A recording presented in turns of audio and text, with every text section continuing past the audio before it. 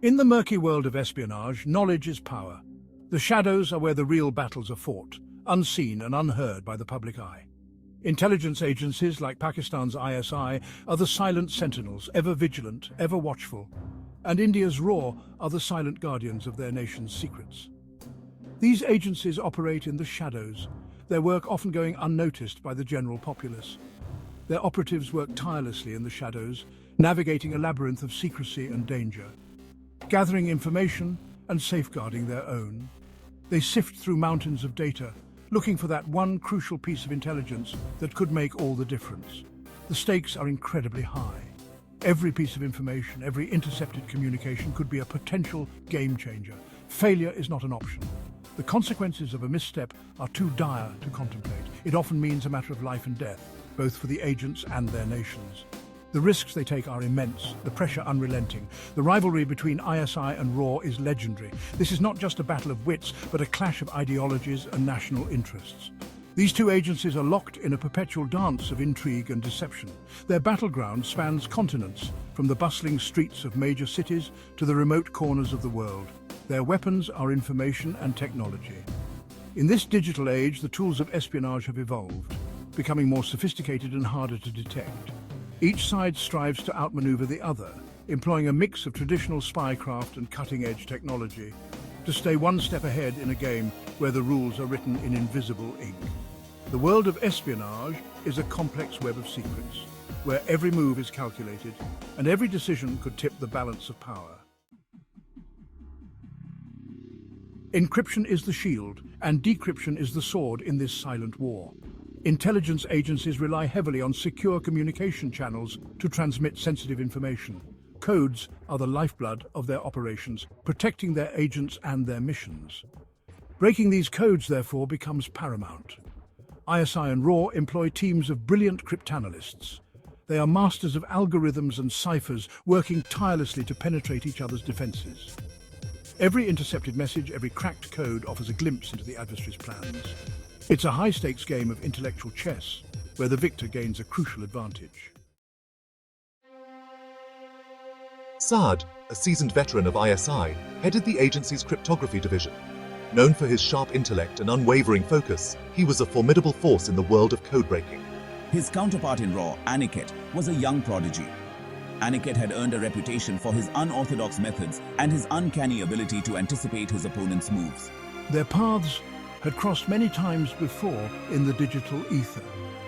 They were worthy adversaries, respecting each other's skills even as they sought to outwit one another. Their latest encounter, however, promised to be their most challenging yet. A breakthrough came unexpectedly for Saad and his team. They had been working tirelessly for weeks, trying to break into a new encryption protocol RAW had implemented. Then, a single error, a misplaced character in a string of code, provided the opening they had been waiting for. The atmosphere in the room crackled with anticipation as Saad and his team watched the decryption program run. Characters resolved into words, words into sentences. Finally, a message appeared on the screen, clear as day. It was a high-level communication, detailing RAW's intelligence-gathering operation within Pakistan. Unbeknownst to Saad, Aniket had anticipated this breach. He knew the risks of relying solely on technology. I had to plant a piece of misinformation, a carefully constructed fabrication, within the seemingly secure communication channel. It was a gamble, a calculated risk to mislead the ISI. Aniket watched his own monitors, a knowing smile playing on his lips. He allowed the ISI to believe they had gained the upper hand. He knew that overconfidence could be their undoing. Aniket waited patiently for the right moment to strike back. The digital battle raged on, an unending struggle between those who sought to protect and those who aimed to infiltrate. Each side probed for weaknesses, exploiting any vulnerability they could find. The defenders, armed with sophisticated tools and relentless determination, worked tirelessly to patch up breaches. Firewalls were breached, only to be reinforced moments later. It was a constant cycle of attack and defense, a never-ending loop of digital warfare. Viruses were deployed and neutralized in a constant back and forth. Each new threat was met with an equally innovative countermeasure, a testament to the ingenuity on both sides. It was a high-stakes game of cat and mouse, played out in the invisible realm of cyberspace. The stakes were high. with sensitive information and critical infrastructure hanging in the balance. We need to keep exploiting the compromised channel. Every piece of data we gather could be the key to turning the tide in our favor. Analyze the flow of information. Search for actionable intelligence. We must be vigilant, leaving no stone unturned in our quest for an advantage. We must capitalize on our advantage. Every second counts in this digital battlefield, and we cannot afford to lose our momentum. Saad, emboldened by their initial success, continued to exploit the compromised channel. He was driven by a sense of urgency, knowing that any delay could mean the difference between victory and defeat.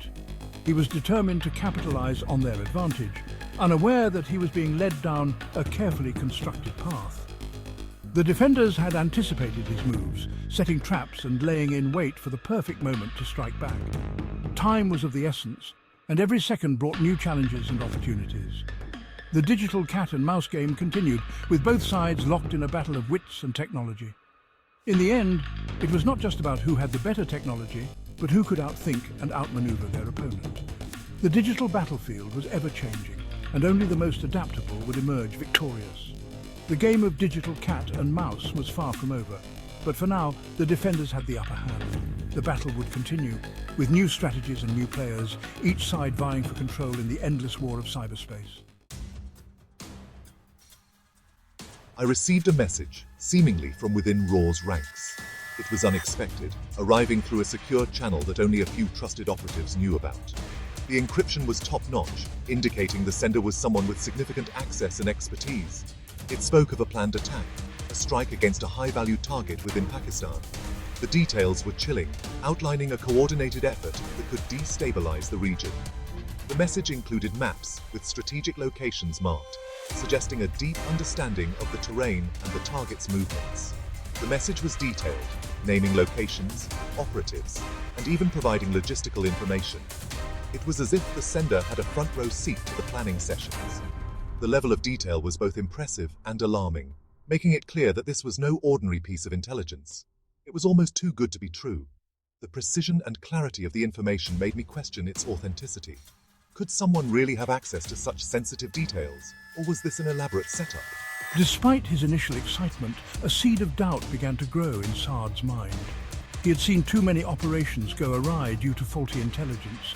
The stakes were high, and the cost of a misstep could be catastrophic. It was almost too convenient, too perfectly aligned with their previous intelligence. The timing, the details, everything seemed to fit too neatly into place. Saad couldn't shake the feeling that something was off. Could it be a trap, a carefully orchestrated ruse? The possibility loomed large in his mind. He knew that adversaries often used misinformation to lure operatives into dangerous situations. The more he thought about it, the more plausible it seemed. Saad knew he couldn't ignore the possibility, but the potential consequences of inaction were too great. He had to act. The lives of countless innocents could be at stake, and the balance of power in the region hung in the balance. With a heavy heart and a mind full of questions, Saad prepared to move forward, knowing that every decision he made could have far-reaching implications. I observed the ISI's movements, a sense of satisfaction washing over me completely. My plan was unfolding flawlessly, just as I had envisioned. I had anticipated Saad's every move, playing on his opponent's desire for a decisive victory. The bait had been taken. Aniket knew, however, that he couldn't let his guard down. He had to maintain the illusion of a genuine breach, keep Saad's attention focused on the fabricated threat. The slightest misstep could expose the deception and jeopardize the entire operation. Torn between my instincts and the weight of the information before me, I decided to play my hand. I authorized a covert operation to intercept the supposed attack.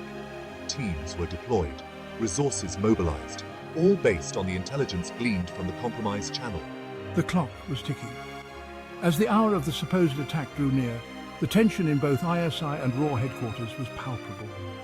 Saad paced his office, his gut churning with uncertainty. Aniket, seemingly calm and collected, monitored every development, ready to counter any unexpected moves. As the operation reached its climax, I made my move. I subtly altered a single line of code. a seemingly insignificant change with potentially catastrophic consequences. The altered code, when executed by the ISI, would expose their hand, revealing their deepest secrets.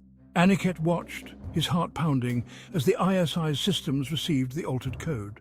Would they detect the change in time, or would they fall victim to their own hubris? The answer and the fate of both agencies hung precariously in the balance. The game, it seemed, was far from over.